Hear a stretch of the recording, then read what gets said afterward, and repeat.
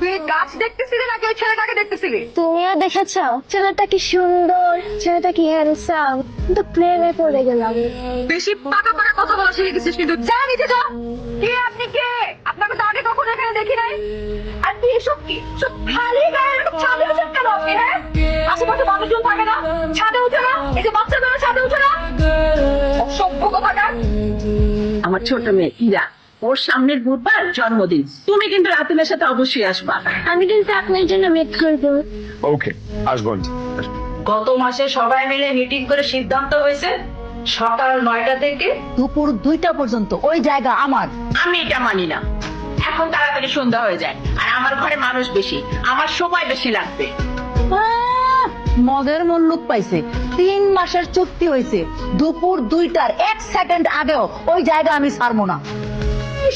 এমন ভাবে কথা বলতেছে যেন এটা তার প্রত্যেক সম্পত্তি।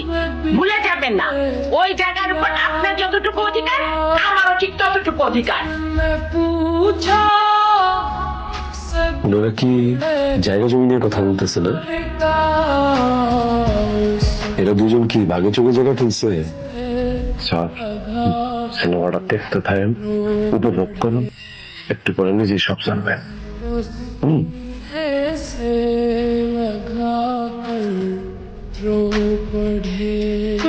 এই যে লাভিন আন্টি, সেই আন্টি, আপনারা দুইজন এই জায়গা নিয়ে যেমনে ঝগড়া করতেছেন, মনে হচ্ছে এটা আপনাদের ব্যক্তিগত সম্পত্তি।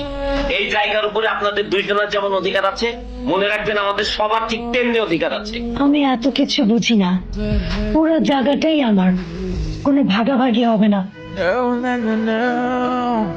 রাইট, আমার বউ একদম ঠিক কইছে, কোনো ভাগাভাগি হবে না, পুরো জায়গা আমার বউয়ের। কি শুরু করছেন আপনারা? হ্যাঁ, 2 দিন পর পর যে ছাদে কাপড় শুকানোর জায়গা নিয়ে যে সালিশটা বসান কেন? আর কয়দিন চলবে এভাবে?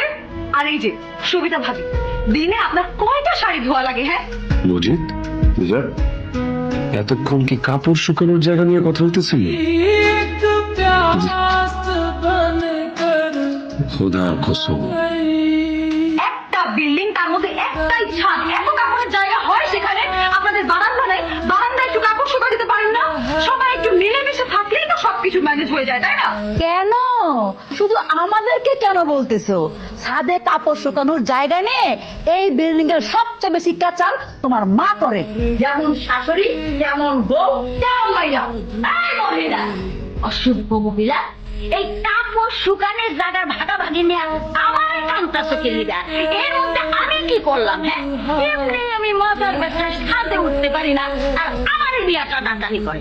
আমার একটা সমাধান আছে, ওই জন্য আমি বলছি। কি সমাধান? এখন থেকে এবারে একজন ভাড়াটিয়ার কাপড় শুকানোর চাপ আমি নিলাম। কার? কার? তার আবার মিস্টার হৃদয়ের, ওনার যত কাপড় চোপড় আছে কাল থেকে সব আমার বারান্দাতে শুকাতে দেব। কি বলতেছো জান? ওনার কাপড় কেন আমাদের বানাতে শুকাতে হবে? তাহলে আমারগুলো কোথায় শুকাবো জান?